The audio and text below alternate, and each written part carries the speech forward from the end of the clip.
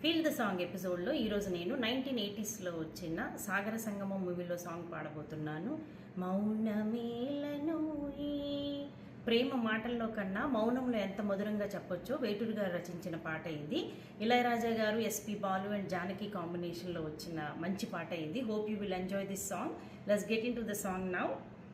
హిమమే కురిసే చందమామ కౌగిట, సుమమే విరిసే వెన్నెలమ్మ వాకిట, ఇది ఏడడుగుల వలపు మడుగుల, ఇది ఏడడుగుల వలపు మడుగుల, కన్నీడు ఉలుకులు కంటి పాప కబురులు, ఎంతెంతో తెలిసిన మౌన